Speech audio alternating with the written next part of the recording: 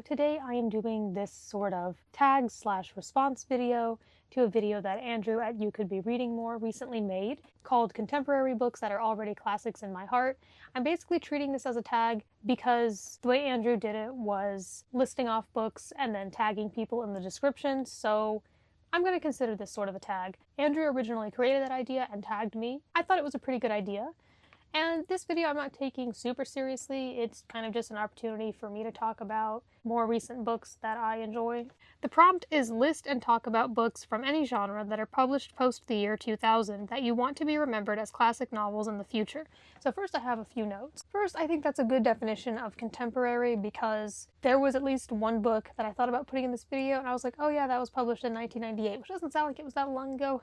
But it's getting farther and farther away. Before I clicked on Andrew's video, I thought that maybe contemporary meant just realistic fiction books, and more recently I'm kind of shifting how I talk about those books because I feel like contemporary just sort of means any book that is recent, correct me if I'm wrong, or at least any book that goes over the present time. I thought contemporary was sort of a synonym for realistic fiction, and then I thought I understood the difference between contemporary and literary fiction, but maybe I'm getting it a little confused. So I'm kind of just going to switch to, when I say contemporary, I'm talking about recent books, regardless of the genre, like this prompt says. And then some books are just realistic fiction. At least I know when I'm saying realistic fiction, I'm not using that term wrong, but the others, I don't know. It's a little confusing. You can let me know your own thoughts and definitions. So I feel like there are some basic ones that come to mind. I was going to say Harry Potter, but the first of those books were published in the 90s, so maybe we can't count that, but either way, that is included in my idea of what I'm saying. The Hunger Games and Twilight. Now those are series, so it's a little different. I mean, those aren't like super long, still ongoing series like some that I'm going to mention very shortly. I assume the whole series would be considered classics though. But yeah, I think it'll be interesting to see how books such as those series will be treated in the future. And then we've got more episodic, still ongoing series that have been popular in my generation, such as Diary of a Wimpy Kid and Dork Diaries. Currently, those are both still ongoing. There's a new Diary of a Wimpy Kid book every year, and I don't know if the author will ever stop. Now, those are a little different. Maybe just like the first book would be considered a classic. And the books I'm going to be talking about here aren't really my predictions for what will be considered classics, but just ones that I like, ones that I think are important, that have been published in the last 26 years. Some of these may be more realistic than others, but like I said, I'm not taking this too seriously. I'm just going to be talking about some books. And if you'd like to do this as well, you absolutely can. You can consider yourself tagged, and you can make predictions, or the title is In My Heart, so just books that are important to you that maybe you want more people to read, especially still in the future. So now I'll start talking about the books that I wrote down for this. So the first was Simon vs. the Homo Sapiens Agenda by Becky Albertalli. I don't know if I would say the whole series. I feel like the other books were not as impactful as the first. Then again, they didn't have a movie adaptation. Well, I know there's like a TV show. I haven't seen that. But yeah, I don't remember as much from some of the other books. And I just remember really enjoying Simon vs. the Homo Sapiens Agenda when I read it, and that was like about 7 years ago. I thought that was pretty good. I thought that it was impactful.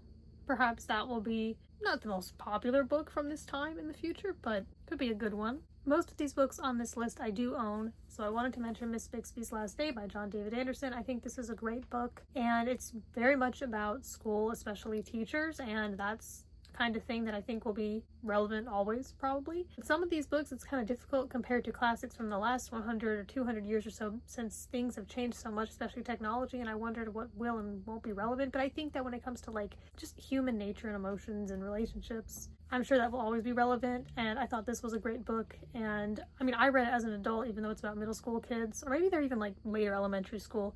Well, it's middle grade. And I think that John David Anderson is great at putting kids' feelings and emotions into words. Basically, I don't know if I want all these books to be considered classics or they get these fancy special Barnes & Noble editions and all that, but just in the sense that I hope that they are still being read in years to come, and that I think they could be useful. Those are the kinds of books I'm saying here. Another middle grade novel that I think is pretty good that was published in the 2010s is Insignificant Events in the Life of a Cactus by Dusty Bowling. This is a great book. I think many teachers and educators can agree. I mean, I'm not one myself. I'm just saying I know that it's pretty good. Good representation, good story, humorous, just fun. And I think it's good for learning about people who may be or look different from you. There's even a quote from Publishers Weekly at the top that says, "An open-hearted, empathetic book." So she's another great author, and I look forward to reading more from her. Moving on to more adult works, I think that the Secret Machines series by Tom DeLonge and AJ Hartley is pretty important, as well as their standalone novel Trinity. I think these books have some good ideas and information in them, and they're also just entertaining stories. I really like Just Listen by Sarah Dessen, and not all of these books are like contemporary realistic fiction, but this is one of them. I'm very excited to read more by her. Hopefully I'll read at least 2, maybe 3 of her books this year. So far I've read 3. I read 3 in 2025. I just think it's great to read books from previous generations and to see that older authors can understand how we're feeling sometimes, and that humans have had these kinds of feelings forever. Back to middle grade, I really like the Willow Fall series by Wendy Mass, starting with 11 Birthdays. I know that these books are kind of popular in my generation, and for good reason. I think they're really good. I read these in 2019, and at the time I had declared 13 Gifts my favorite book. This is just a fun series. I think it'd be really cool if kids could continue to read these, and I know that they do. More middle grade, I think that A Kind of Spark by Elle McNichol is very good, and that one has autism representation, so I think that's very important. Y'all know I love This Song Is Not For You, so I'm including that here, of course. I know it's not everyone's favorite, but I think that it does have some good ideas and representation, and people could benefit from reading it. Some people at least. And it's not very long. I'm gonna throw in some manga. I really like Death Note. Of all the manga series that there are, Death Note's the only one I've read in full. And that's probably because it doesn't go on for like 200 volumes, and that's honestly not even an exaggeration. There are some series that go on for a long time, and yeah, I don't end up finishing them. I also just haven't read manga in a long time. I used to be really into anime and manga from like 2017 to 2018 or 2019, and it still has a special place in my heart for sure. It's helped me through a lot and given me a lot of joy. But yeah, Death Note is the only one where I've read all the manga. There have been anime series I've finished, but in terms of the books, thankfully there aren't very many. I have the Black Edition, which is basically sort of a collector's edition that's got like multiple volumes in the same book.